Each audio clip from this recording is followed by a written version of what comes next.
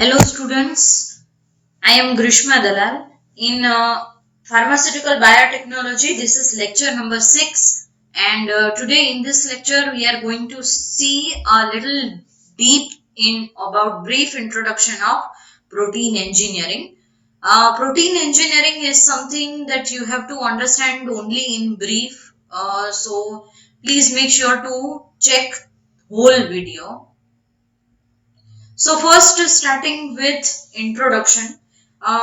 First, protein engineering definition. Every student must know. Protein engineering is defined as the modification of protein structure with recombinant technology or chemical treatment to get a desirable function for better use in medicine, industry, and agriculture. So, talking about this protein engineering, it is some sort of modification, right? In protein structure, you modify the protein structure using the recombinant technology, or you use some sort of chemical methods to get desirable what you desire, that type of function for better use, and you can use that in medicine, industry, and agriculture. Protein design enables scientists to create unique materials that do not occur in nature. So, which are not available in nature, you can easily design, you can easily create it by using recombinant technology or chemical methods. So, there are three major approaches that you need to understand about what the protein engineering is and how you can achieve it. So, first is rationally. Please listen extremely carefully here. So, first of all, rationally design involves knowledge based mutagenesis, which in short is known as KBM. So what does this mean? It applies general biochemical principles and knowledge gained from prior studies to guide mutagenesis of native proteins with the goal of achieving improved or novel structure and or functional properties. So now what does this suggest? It applies, this KBM applies general biochemical principles and knowledge, which already you must have studied, you have gone through it. And so, if you know the biochemical principles and if you have the knowledge, then it can be a proper guide to mutagenesis of native proteins so that you get a improved novel structure and properties. So this rational design relies on knowledge of how an existing protein is built, right? Rational design allows scientists to change the structure of the protein in a predictable way and is relatively inexpensive process. This technique requires experts to have detailed structural blueprint of each protein being modified, which is not always available. So this KBM is extremely helpful when it comes to designing a new protein or modifying it, right? The second is CPD, that is computational protein design. CPD uses molecular modeling programs to predict amino acid sequence that will fold into desired structure. This acts as a rigorous test to understand the structure function relationship, that is in short known as SAR of proteins, that is SAR. But here it is structure function relationship, right, of proteins. CPD often encompasses generating protein design candidates by mutating residues on an existing high resolution structure and then energetically evaluating the in designs to find variants that are optimized for certain physicochemical properties such as protein stability or enzyme activity. So, try to understand this CPD. In this CPD, you will have a program. That program will predict the sequence of amino acid that will fold into desired structure. First, you have to input your desired structure and then it will calculate. It is a type of a program. And then it it will generate a protein design candidate by mutating residues on existing high resolution structure. right? And then they will energetically evaluate the designs to find variants that are optimized for certain physicochemical properties such as protein stability or enzyme activity. So CPD is also another important concept or major approach by which you can undergo protein engineering. Next is direct evolution. This is the last one, direct evolution approach. This introduces desired property or you can say enzyme activity into protein via random mutation or gene recombination. So there are actually in directed evolution, either you will go for random mutation or gene recombination technology.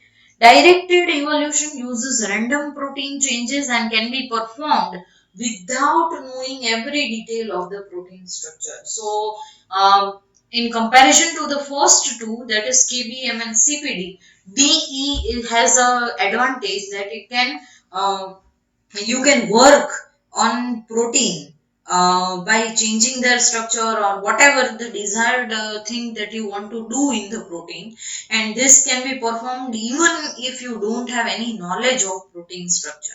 So this method uses try and error and does not need a full structural map, and this method is often time consuming and expensive. So there comes the cons. If there are pros, then there are obviously cons. The disadvantage of this method is it's time consuming and a very expensive method due to the requirement that each new protein combination must be tested and only a few of created structures are suitable for the use. So this is, you must understand that direct evolution is somewhat good, but it is time consuming and expensive, right? So these were the three major approaches by which you can undergo protein engineering, and you must have seen, you must have heard what are the what can we say, what are the concept of KBM, CPD and DE. So now, why design protein engineering? Why it is important to have protein engineering technologies? So reasons to develop protein engineering technologies. So here are some. First of all, ideal metrics for key biosensing and functional responses because they are capable to give excellent sensitive stimulus and responsive behavior. So they are, we have already seen about biosensors, right? So they are ideal material for biosensing and functional responses because they are capable to give excellent sensitive stimulus and responsive behavior. Next is protein engineering has a potential to transform the drug metabolism landscape. So you can understand the drug metabolism using protein engineering, right? The use of engineered proteins for targeted drug activation or neutralization offers enhanced control of pharmacokinetic and dynamic. So now if you see engineered protein, if the proteins are already worked on, then you can take it into consideration for targeted drug activation if you are focusing on, or neutralization offers enhanced control of kinetics and dynamics. So now smart drugs, protein engineering helps to give you smart drugs. Smart drugs derived by protein engineering respond appropriately to varying physiological and pathological signals. So smart drugs are really what can we say, you can work on smart drugs using protein engineering technologies. Protein engineering methodologies reduce side effect when used in combination with powerful anti-cancer therapeutic. So, of course, they reduces the side effect. So, it is better to use or undergo protein engineering. So, now methods of protein engineering, we are going to study in deep that what are the methods of engineering. There are many different protein engineering methods that are available till date, which gives you rapid development in biological science, more specifically recombinant DNA technology. Right. So we will go one by one. There are a lot of protein engineering methods. So please focus on these methods. The first one is localized or region specific random mutagenesis. The name is quite complicated, but try to remember or memorize it. It is combination of rational and random approaches of protein engineering. It includes simultaneous replacement of few amino acid residues in a specific region to obtain proteins with new specificity. So what will it do? It will include replacement of few amino acid. It will try to replace few amino acid residue in a specific region so that you obtain a new protein which has new specification, right? The next is DNA shuffling. DNA shuffling is a group of genes with a double-stranded DNA and similar sequences obtained from various organisms. Digestion of these genes with DNA yield randomly cleaved small fragments which are purified and reassembled by PCR using an error-prone and thermostable DNA polymerase. Thus, a hybrid DNA with parts from different parent genes is obtained. So, digestion of these genes with DNA yield randomly cleaved small fragments. So, what does this mean? That DNA here the these group of genes, right? Digestion will occur with DNA and it will yield random cleaved small fragments which will be purified and reassembled by PCR.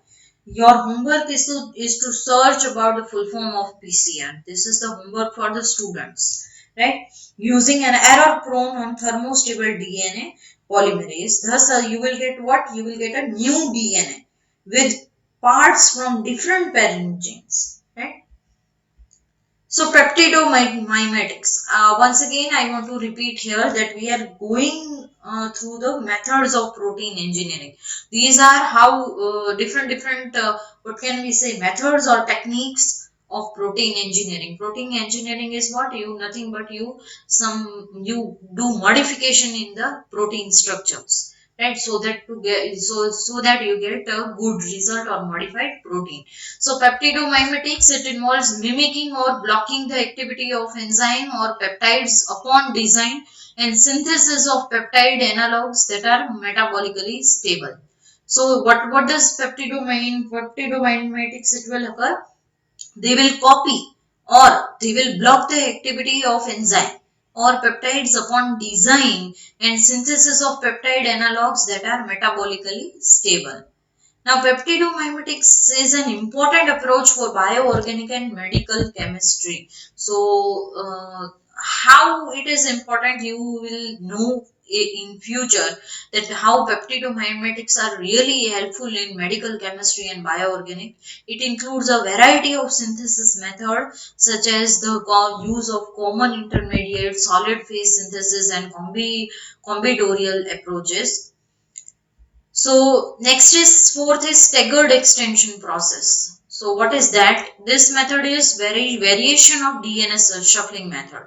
Whatever we saw in the previous DNA shuffling method, it involves the use of mixture of restriction endonuclease instead of DNA.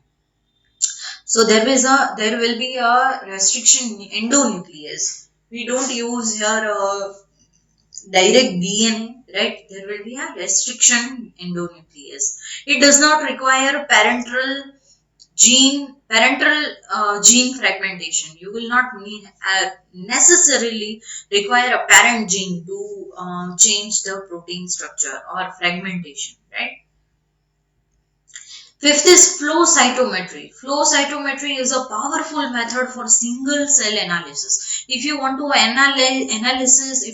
analyze any single cell, then it is a powerful cytometry. A variety of examples are available where sorting was done according to ligand binding in antibody and peptide surface display studies or enzyme engineering of intra and extracellular enzymes. So there are a lot of methods that are available where sorting will be done based on the binding, how antibody and peptide are bind together, or enzyme engineering of intra and extracellular enzymes. Next is cell-free translation system, sixth. an alternative to in vivo protein expression. When template DNA or mRNA is added to reaction mixture, proteins are produced upon incubation in the absence of cell. PCR products can be used and proteins are synthesized from cDNA. So this is an alternative, it is an option to in vivo protein expression. If you can't do anything in vivo, then it is a cell-free translation systems are a choice. When template DNA or mRNA is added to the mixture, proteins are produced upon incubation in the absence of cells. PCR products can be used and proteins are synthesized from cDNA. Next is designed divergent systems used in redesigning enzyme function. So these methods will you will be used to redesign the enzyme function, and the method is based on theories of divergent molecular evaluation. So this is very interesting actually. According to these theories, what is based? Firstly, enzymes with more specialized and active function have evolved from those enzymes with promiscuous function. So according to this theory, firstly enzymes will with more speciality and more function will get evolved first, right?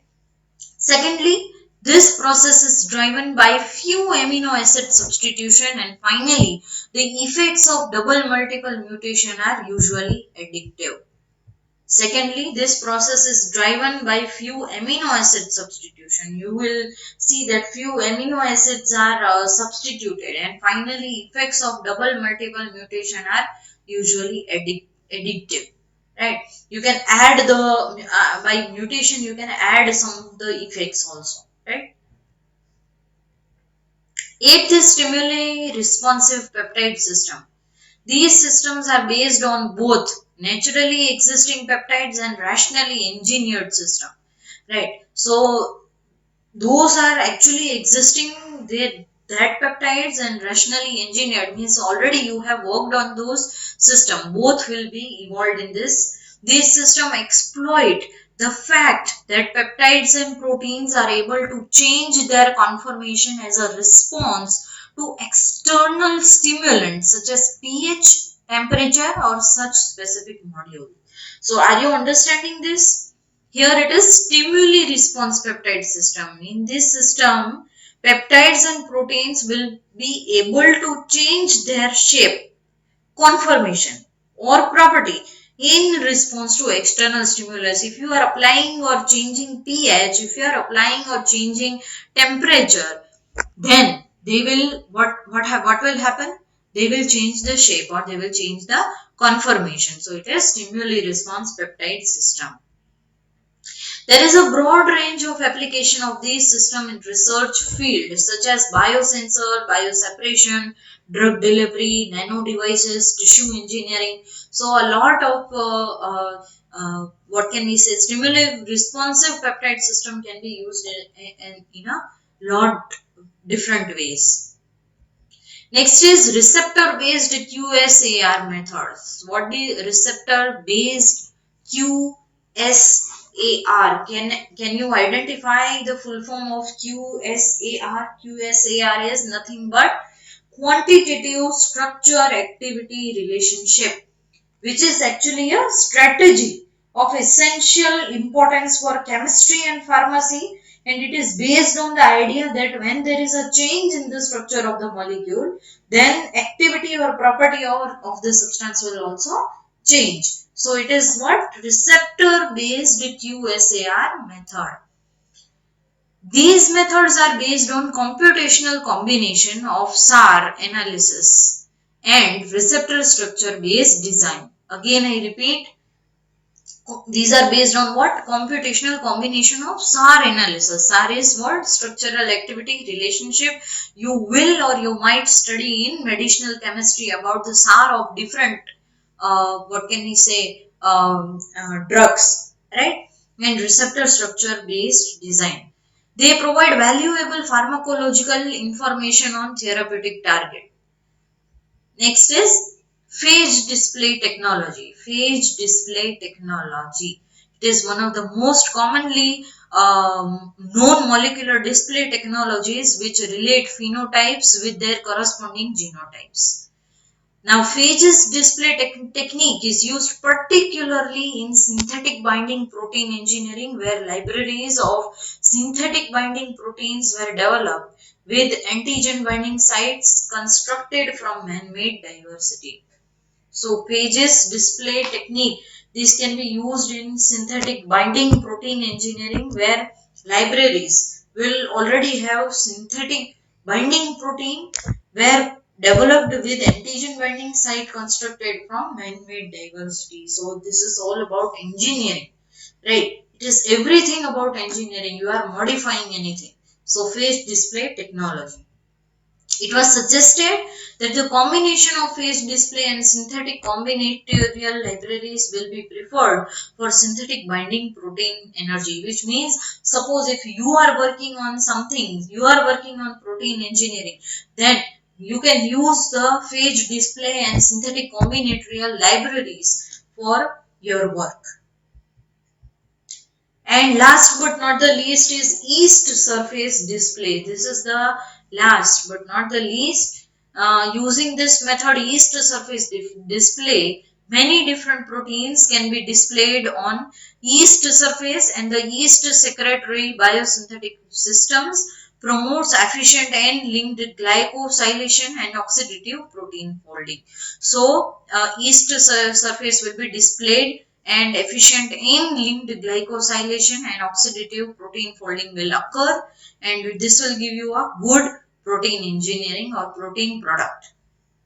East surface has recently been suggested as an important methodology for protein characterization and identifying protein-protein interaction. So if you identify protein-protein interactions, then it will be easy for you to modify the protein as per your requirement. So now applications we will see their applications are based on a lot of different things like in food and industry. As you can see, industrial application, there are two industries that are majorly somehow they use protein engineering, that is food industry is a major industry, detergent industry they are using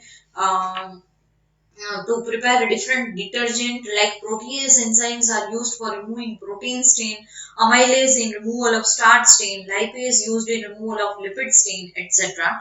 Then environmental applications, there are a lot of environmental applications. Medical applications are present. Then biopolymer production are present. You can protein engineering is used readily. Nanotechnology is used. Redox proteins and enzymes are also readily they use protein engineering techniques, and some redox protein and enzymes, right? They also use, as I said, and there are few other applications like insertional protein engineering for biosensor studies or for analytical molecular sensing, and there is a zinc finger protein engineering. In this, it is used in gene regulation application and used to design DNA binding protein to control gene expression. There is again virus engineering. Virus particles are modified by protein engineering and used in medicine, biotechnology, and nanotechnology. So these are few of the applications of protein engineering. But this is not over yet. We are going further in this session. Here as use of microbes in industry, production of enzymes. Right. So there are two topics that we are going to start. This is your second, this is your next unit. So we are not going into deep, but use of microbes in industry we will see, we will go in detail in our next lectures. So first of all, we are seeing a little introduction. Please remember this introduction because it is connected to your next video lecture. Right? So, introduction, enzymes are nature's sustainable catalyst, as you have known. They are biocompatible, they are biodegradable, and are derived from renewable sources. constitute of a large biological globular protein molecules responsible for thousands of metabolic processes that sustain life and function as catalysts to facilitate specific chemical reactions within the cell. These reactions are essential for the life of organism. The living cell is the site of tremendous biochemical activity called metabolism. This is the process of chemical and physical changes which go on continually in living organism. Enzyme facilitate life process in essentially all life forms from virus to man. So this is nothing but this every single sentence you know already, that enzymes are what? They are a catalyst type, they are sustainable catalyst, right? And you already know that they are derived from renewable sources, they are biocompatible, they are biodegradable, and these constitute a large biological globular protein molecules which are responsible for thousands of metabolic processes that are going inside our body, and these also function as catalysts to facilitate specific chemical reaction within the cell. These reactions are very important to life of organism, right? The living cell, you can see, one must know that there are a lot of biochemical activities going on which we call metabolism. So there are physical and chemical changes that continuously go on in living organism, and these enzymes, some enzymes facilitate life processes in essentially all life forms from virus to man. So in the coming video lectures, we are going to study about production and applications of various enzymes that are, especially those enzymes that are included in your syllabus. So make sure you go through those enzymes, and we will study in deep, and they can also be asked in your MCQ exams or in theoretical exams, if any. Right. So production and application are most important. Don't forget to check the next video lecture. Okay, till then, thank you so much for paying attention, and once again I'm making you remind that don't forget the coming lecture, it is connected to this lecture. Okay, thank you so much.